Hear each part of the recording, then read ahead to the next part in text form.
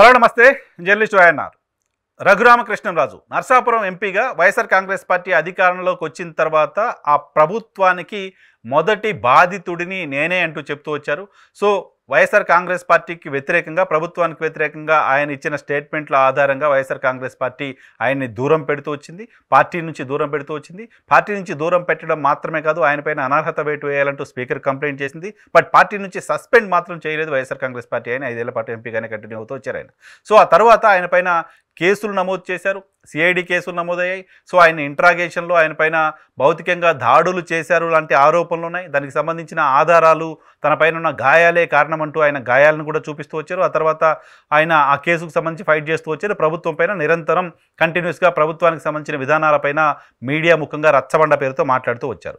గడిచిన 4.5 ఏళ్ల కాలంగా ఆంధ్రప్రదేశ్లో జగన్మోహన్ రెడ్డి సర్కారు పైన అత్యధికంగా విమర్శలు చేసిన వాళ్ళు ఎవరైనా ఉన్నారు అంటే అది రఘురామకృష్ణరాజు మాత్రమే.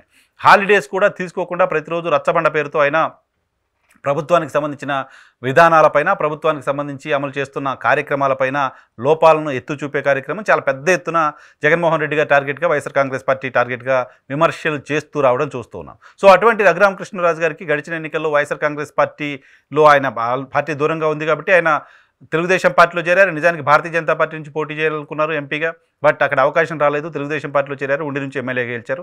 సో ఆయన్ని స్పీకర్ని చేస్తారు అంటూ ప్రచారం జరిగింది. ఆ పదవి ఆయనకి దక్కలేదు. ఆయన మంత్రివర్గంలో ఉండబోతున్నారు అంటూ ప్రచారం జరిగింది. మంత్రిగా కూడా ఆయనకు అవకాశం రాలేదు.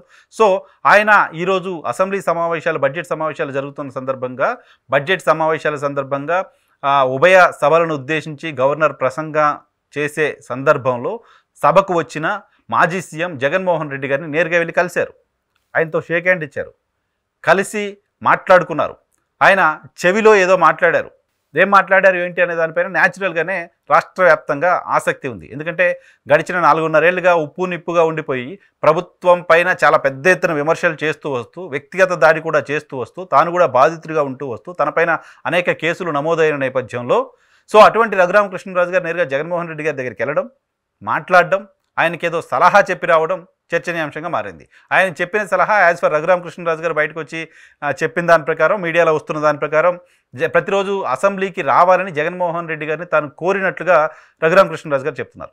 సో అసెంబ్లీలో ప్రతిపక్షం ఉండాల్సిన అవసరం ఉంది, సో అసెంబ్లీకి ప్రతిరోజు రండి అని తాను జగన్మోహన్ రెడ్డిని కోరాను అనేది రఘురామకృష్ణరాజు చెప్తున్నమాట. అంతేకాదు అసెంబ్లీ వ్యవహారాల శాఖ మంత్రిగా ఉన్న పయ్యావుల కేశవ్ కూడా ఒక ప్రత్యేకమైన విజ్ఞప్తిని రఘురామకృష్ణరాజు గారు చేశారంట.